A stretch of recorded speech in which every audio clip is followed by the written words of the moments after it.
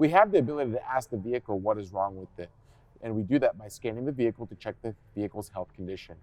The primary purpose is to confirm the features and functions of the car is working properly. Mike, what needs to happen during the scan process? Is this even required and necessary? Yeah, absolutely, Danny.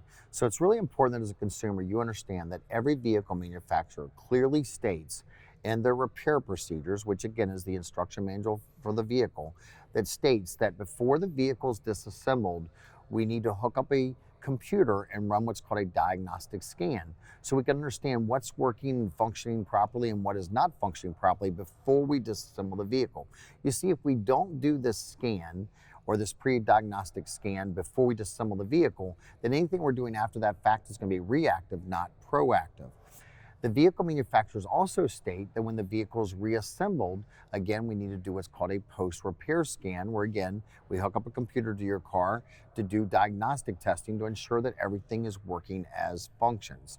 Now, vehicle manufacturers will state the guidelines and what tools and equipment are needed to properly do these pre and post scans. Now, a lot of times we see consumers ask questions, well, like, shouldn't there or couldn't there be a dash light to tell me if there's something wrong? Ladies and gentlemen, it's important to understand that there is not going to be a dash light on your dash for every single vehicle feature on your vehicle. So there would just be too many dash lights. So the only way we can confidently determine if things are working properly is by hooking up a computer and, again, as Danny said, talk to your car to see how it's feeling and how everything is doing.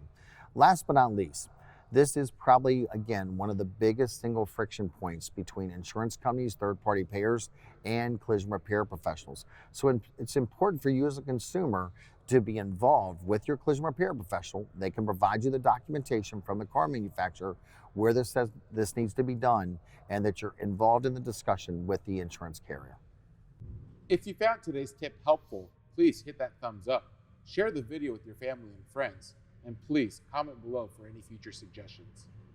These videos are made possible by the Society of Collision Repair Specialists.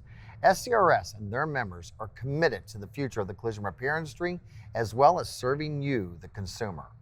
For more information, visit scrs.com or click in the description below.